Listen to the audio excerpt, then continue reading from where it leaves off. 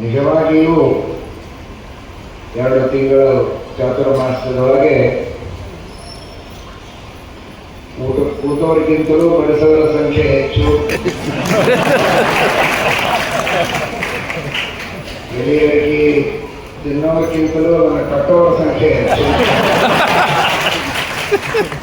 ಈ ರೀತಿ ಒಂದೊಂದು ಸೇವೆಗಳಲ್ಲಿಯೂ ಅಷ್ಟು ಉತ್ಸಾಹದಿಂದ ಮಾಡಿದ್ದು ನೋಡಿದರೆ ಅದು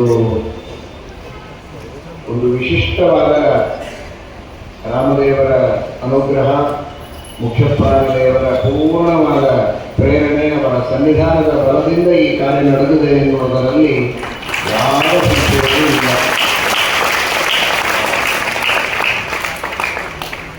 ನಿಮಗೂ ಆಶ್ಚರ್ಯ ಆಗಿರಬಹುದು, ನೋಡೋರಿಗೆಲ್ಲ ನಿಮಗೆ ಆಶ್ಚರ್ಯ ಆಗಿರಬಹುದು. ಎಲ್ಲ ಮನೆ ಕೆಲಸಗಳನ್ನು ಬಿಟ್ಟು, ಆಫೀಸಿನ ಕೆಲಸಗಳನ್ನು ಬಿಟ್ಟು 2 ತಿಂಗಳು ನಮ್ಮ ವೈಯಕ್ತಿಕ ಕಾರ್ಯಕ್ರಮಗಳಿಗೆ ಜೀವನದಲ್ಲಿ ನಾವು ಇಷ್ಟು ಮೀಸಲಿಟ್ಟಿಲ್ಲ.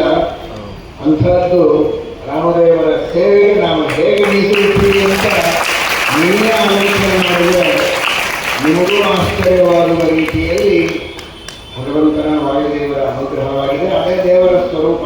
ಆಶ್ಚರ್ಯವತ್ ಪಶ್ಯತಿ ಕಶ್ಚಿದೇನಂ ಆಶ್ಚರ್ಯವತ್ ವದತಿ ತಥೈವ ಚಾನ್ಯಃ ಆಶ್ಚರ್ಯವಚ್ಚೈನಂ ಅನ್ಯಶೃಣೋತಿ ಶ್ರುತ್ವಾಪ್ಯೇನಂ ವೇದ ನಚೈವ ಕಶ್ಚಿತ್. ಆ ಭಗವಂತನ ಲೀಲೆಗಳೇ ಆಶ್ಚರ್ಯಕರವಾದಂಥದ್ದು. ಅಂತಹ ಭಗವಂತನ ಇದೊಂದು ಥರ